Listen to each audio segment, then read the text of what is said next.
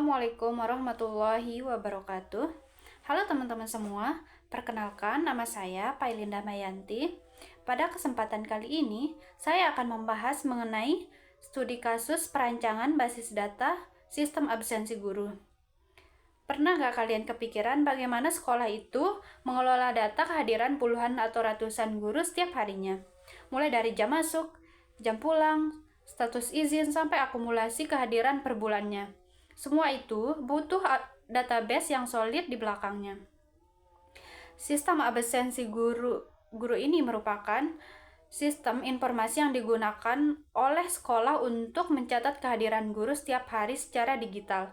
Dengan sistem ini, proses pencatatan kehadiran menjadi lebih cepat, akurat, serta memudahkan pihak sekolah dalam membuat laporan absensi. Pada video kali ini, saya akan menjelaskan 5 tahapan utama dalam sistem absensi guru ini. Yang pertama, analisis studi kasus. Kedua, perancangan IRD.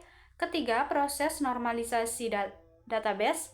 Keempat, relasi dan kardinalitas antar tabel. Dan yang terakhir, implementasi menggunakan SQL-nya.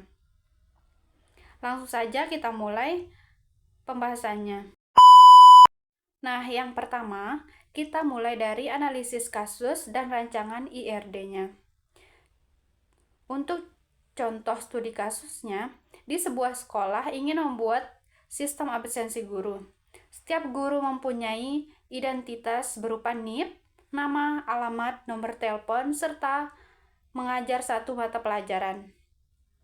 Setiap hari, guru melakukan absensi dengan status hadir, izin, sakit, atau alpa. Seluruh data tersebut nantinya akan digunakan oleh sekolah untuk membuat laporan kehadiran guru tersebut. Selanjutnya, saya akan menjelaskan tabel entitas yang digunakan dalam perancangan basis data sistem absensi guru. Tabel entitas ini merupakan kumpulan data utama yang digunakan untuk menyimpan seluruh informasi dalam sistem. Pada sistem absensi guru ini terdapat 3 tabel utama, yaitu tabel guru, tabel mata pelajaran, dan tabel absensi. Di sini saya akan menjelaskan masing-masing tabel beserta atribut, tipe data, dan fungsinya. Tabel yang pertama yaitu tabel guru. Tabel ini digunakan untuk menyimpan seluruh informasi atau identitas guru yang ada di sekolah. Pada tabel ini terdapat 6 atribut. Atribut yang pertama yaitu ID guru.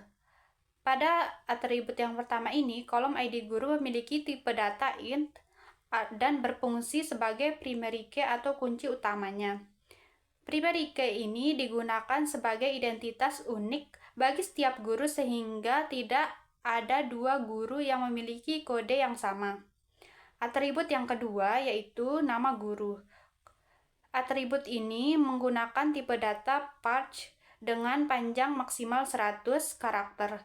Kolom ini digunakan untuk menyimpan nama lengkap guru. Lalu atribut yang ketiga yaitu NIP atau nomor induk pegawai. Kolom ini menggunakan tipe data part 20. Dipilih tipe data part karena NIP merupakan deretan angka yang tidak digunakan untuk perhitungan matematika, sehingga lebih tepat disimpan sebagai teks, dan NIP berfungsi sebagai identitas resmi setiap guru. Lalu atribut berikutnya yaitu alamat. Kolom ini menggunakan tipe data teks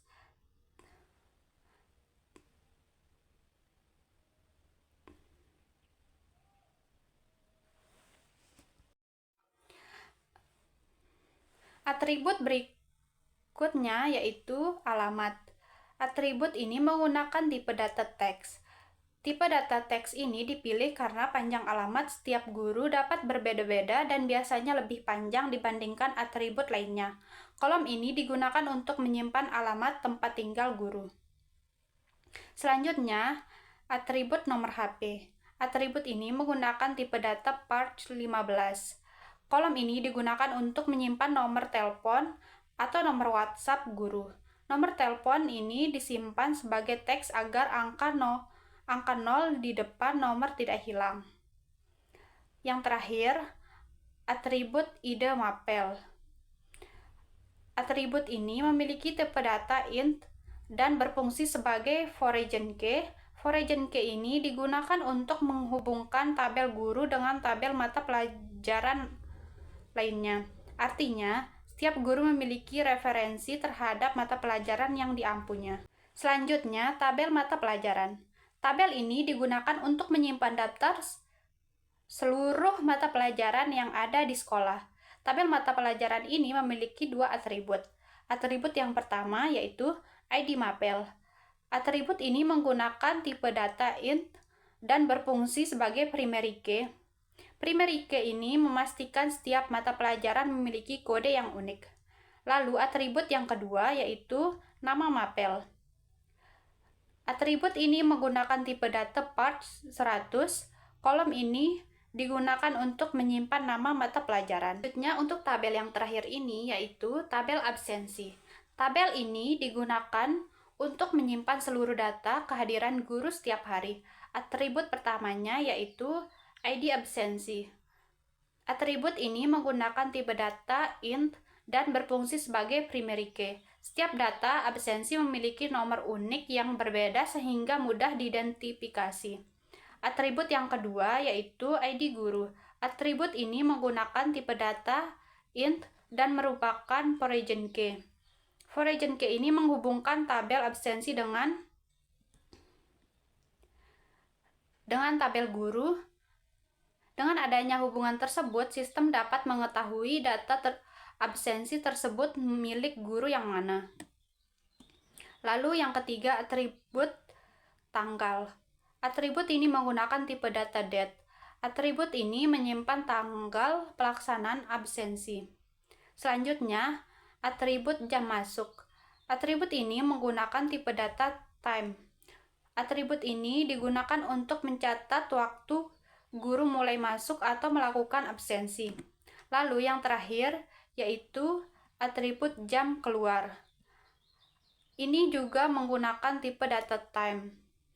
Atribut ini mencatat waktu guru selesai mengajar atau pulang dari sekolah. Pembahasan selanjutnya di sini saya akan menjelaskan tentang IRD dari sistem absensi guru. IRD merupakan rancangan atau model basis data yang digunakan untuk menggambarkan hubungan antar entitas dalam sebuah sistem. Pada sistem ini terdapat 3 entitas utama, yaitu mata pelajaran, guru, dan absensi. Kita mulai dari entitas yang pertama, yaitu entitas mata pelajaran. Di sebelah kiri terdapat entitas mata pelajaran. Entitas ini digunakan untuk menyimpan data mengenai mata pelajaran yang diajarkan di sekolah. Entitas mata pelajaran ini memiliki dua atribut, yaitu ID mapel yang berfungsi sebagai primary key atau kunci utama. Nilai ini harus unik sehingga setiap mata pelajaran memiliki identitas yang berbeda. Yang kedua, nama mapel yang digunakan untuk menyimpan nama mata pelajaran, misalnya matematika, bahasa Indonesia, bahasa Inggris, IPA, IPS, dan lain sebagainya. Karena setiap mata pelajaran memiliki kode yang unik, maka data menjadi lebih mudah dikelola dan tidak terjadi duplikasi. Entitas yang kedua yaitu entitas guru. Entitas guru inilah yang menjadi pusat dari sistem tersebut, karena entitas ini menyimpan seluruh informasi mengenai data guru dan atribut yang dimiliki dari entitas tersebut, yaitu 1. Ide guru sebagai primary key. Yang kedua, nama guru untuk menyimpan nama guru. Ketiga, NIP, yaitu nomor induk pegawai yang dimiliki setiap guru. Keempat, alamat, yaitu alamat tempat tinggal guru. Kelima, nomor HP, yaitu nomor telepon guru. Dan yang terakhir, ID mapel yang merupakan foreign key.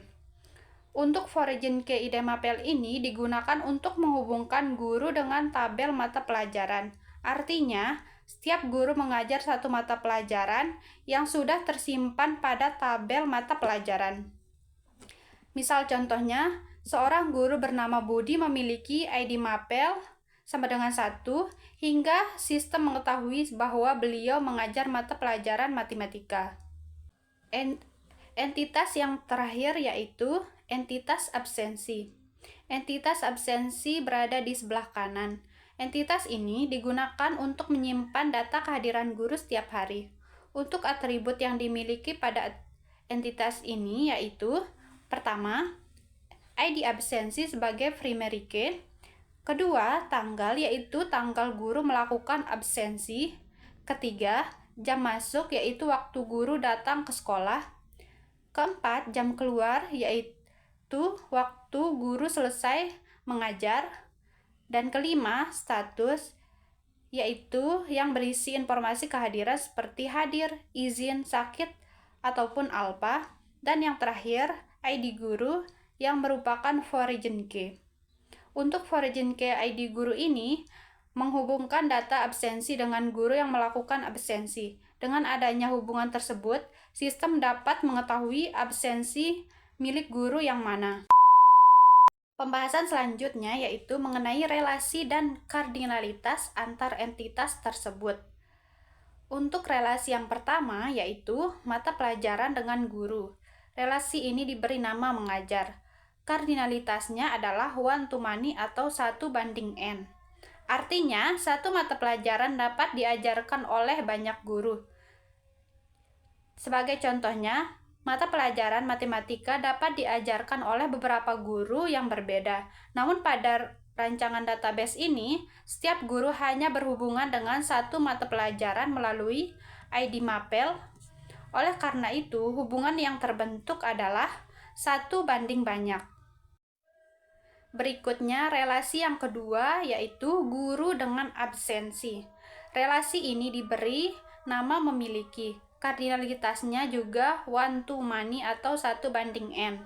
Artinya, satu guru dapat memiliki banyak data absensi. Hal ini karena absensi dilakukan setiap hari. Misalnya, seorang guru masuk sekolah selama 1 bulan, maka guru tersebut akan memiliki sekitar 30 data absensi yang tersimpan di dalam tabel absensi. Sebaliknya, satu data absensi hanya dimiliki oleh satu guru saja. Pembahasan selanjutnya, di sini saya akan menjelaskan proses normalisasi basis data pada sistem absensi guru. Pada sistem ini, proses normalisasi dilakukan hingga mencakup 3 NF, yang terdiri dari beberapa tahapan yaitu UNF, 1NF, 2NF, dan 3NF. Mari kita bahas satu persatu mengenai normalisasi tersebut. Tahap yang pertama adalah bentuk tidak normal atau UNF. Pada tahap ini, seluruh data masih disimpan dalam satu tabel. Di dalam tabel tersebut terdapat atribut seperti NIP, nama guru, mata pelajaran, tanggal, dan status. Contohnya, terdapat data guru bernama Budi dengan NIP 1987001 yang mengajar mata pelajaran matematika dan melakukan absensi pada tanggal 1 Juni 2026 dengan status hadir. Apabila suatu guru mengajar lebih dari satu mata pelajaran, maka data guru akan ditulis kembali berulang kali pada tabel yang sama.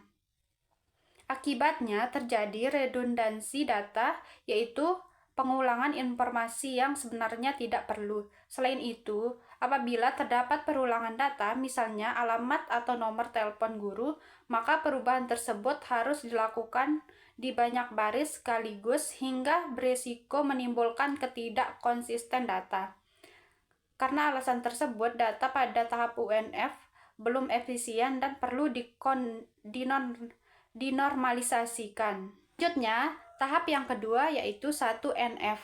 Pada tahap ini, setiap kolom hanya boleh memiliki satu nilai atau satu data yang bersifat otomik. Jika sebelumnya satu guru memiliki lebih dari satu mata pelajaran dalam satu kolom, maka data tersebut dipisahkan menjadi beberapa baris. Sebagai contoh, guru Budi mengajar matematika dan IPA, maka data ditulis menjadi 2 baris. Contohnya, baris pertama, mata pelajaran matematika. Baris kedua, mata pelajaran IPA. Dengan cara ini, setiap kolom hanya memiliki satu nilai sehingga struktur data menjadi lebih sederhana dan lebih mudah diproses oleh sistem database. Meskipun demikian, pada tahap ini masih terdapat pengulangan data guru seperti nama, guru, dan NIP yang masih muncul berulang pada setiap baris. Karena itu, proses normalisasi dilanjutkan ke tahap berikutnya. Selanjutnya, tahap yang ketiga adalah 2NF. Pada tahap ini dilakukan pemisahan data berdasarkan fungsinya, sehingga setiap tabel hanya menyimpan data yang saling berkaitan. Data dibagi menjadi 3 tabel, yaitu tabel yang pertama adalah tabel guru. Tabel ini menyimpan identitas guru seperti ID guru, nama guru, NIP, alamat, nomor telepon, dan ID mapel. Dengan adanya tabel ini, data guru cukup disimpan satu kali sehingga tidak perlu diulang pada setiap data absensi. Selanjutnya, tabel mata pelajaran. Tabel ini hanya menyimpan informasi mengenai mata pelajaran seperti ID mapel dan nama mapel. Setiap mata pelajaran memiliki kode unik sehingga dapat digunakan sebagai referensi oleh tabel guru melalui foreign key ID mapel. Kemudian yang terakhir, tabel absensi. Tabel ini menyimpan seluruh data kehadiran guru seperti ID absensi, ID guru, tanggal, jam masuk, jam keluar, dan status. Dengan adanya ID guru, setiap data absensi dapat diketahui milik guru yang mana. Pada tahap ini, data sudah jauh lebih rapi dibandingkan sebelumnya. Redundansi mulai berkurang karena identitas guru tidak lagi ditulis berulang-ulang pada tabel absensi. Nah, tahap yang terakhir yaitu 3NF. Pada tahap ini dipastikan bahwa setiap atribut hanya bergantung pada primary key dari tabelnya masing-masing. Tidak boleh ada atribut yang bergantung pada atribut lain selain primary key. Hasil akhirnya terdiri dari 3 tabel utama, yaitu tabel mata pelajaran, tabel guru, dan tabel absensi. Ketiga tabel tersebut saling terhubung menggunakan foreign key. Tabel guru menggunakan ID mapel sebagai foreign key yang menghubungkan guru dengan mata pelajaran. Sedangkan tabel absensi menggunakan ID guru sebagai foreign key yang menghubungkan absensi dengan guru. Dengan struktur seperti ini, database menjadi lebih efisien, mudah diperbarui, dan meminimalkan terjadinya inkonsistensi data. Nah, sekarang kita sudah masuk ke dalam pembahasan yang terakhir mengenai demonstrasi implementasi basis data sistem absensi guru menggunakan bahasa SQL pada MariaDB. Pada tahap ini, saya akan menunjukkan proses mulai dari membuat database, membuat tabel, memasukkan data, hingga menampilkan laporan menggunakan perintah SQL. Langkah pertama ini, kita membuat database baru dengan nama absensi guru menggunakan perintah create database absensi guru. Perintah create database ini digunakan untuk membuat sebuah database baru sebagai tempat penyimpanan seluruh data sistem absensi guru. Setelah perintah dijalankan, muncul pesan query OK yang menandakan bahwa database berhasil dibuat tanpa adanya kesalahan. Selanjutnya, kita akan mengaktifkan database tersebut menggunakan perintah use absensi guru. Perintah use ini berfungsi untuk memilih database yang akan digunakan sehingga seluruh proses pembuatan tabel dan pengelolaan data dilakukan pada database absensi guru. Setelah database aktif, langkah berikutnya adalah membuat tabel mata pelajaran. Perintah yang digunakan adalah create table absensi guru. Di dalam tabel ini terdapat 2 kolom, yaitu ID mapel dan nama mapel. Kolom ID mapel ini menggunakan tipe data int auto increment primary key. Artinya, setiap data mata pelajaran akan memperoleh nomor identitas secara otomatis dan tidak boleh sama dengan data lainnya.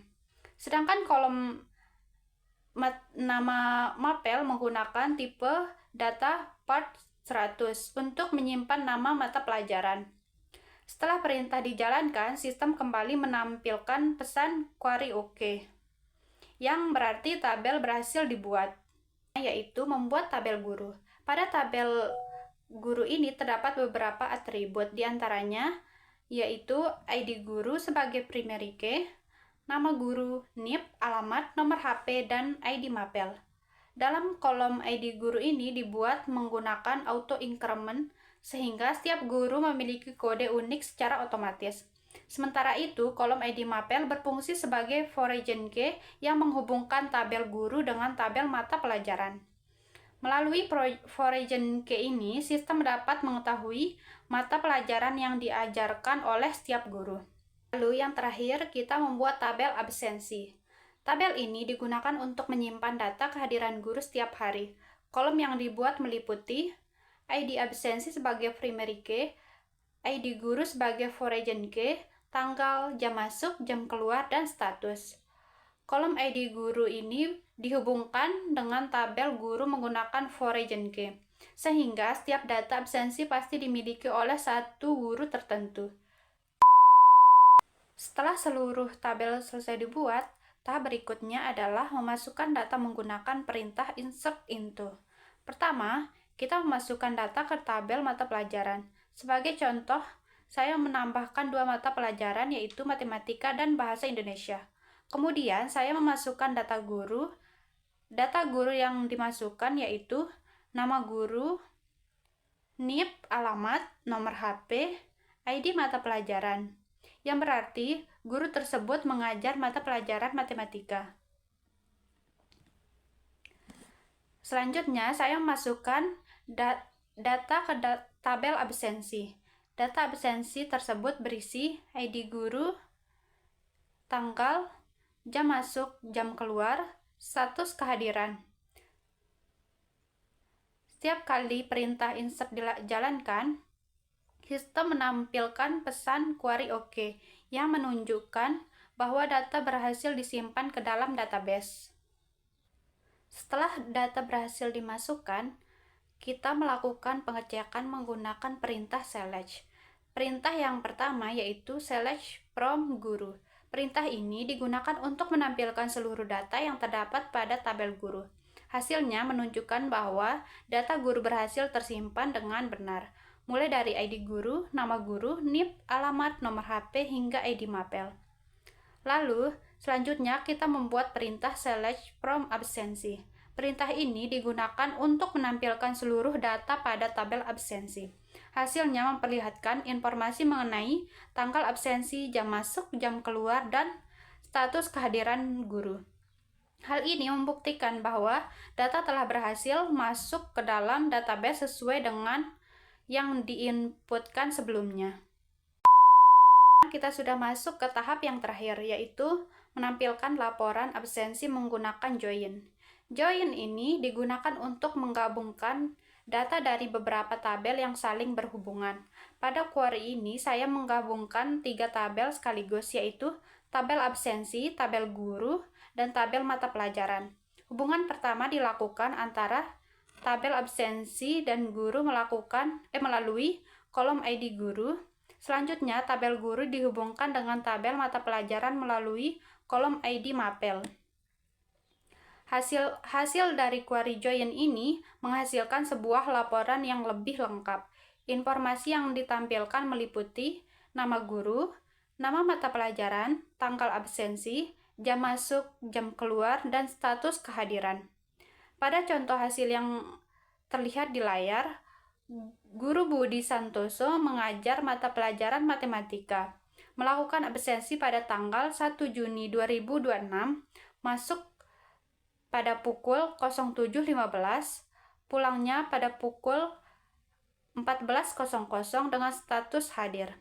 Hasil ini menunjukkan bahwa hubungan antar tabel menggunakan primary key dan foreign key telah berhasil dengan baik. Dan hasil analisis dan implementasi yang telah kita lakukan dapat disimpulkan bahwa perancangan basis data sistem absensi guru ini berhasil dibuat dengan menggunakan 3 tabel utama, yaitu guru, mata pelajaran, dan absensi. Proses normalisasi hingga 3NF ini mampu mengurangi redundansi data, menjaga konsisten informasi, serta membuat struktur database menjadi lebih efisien.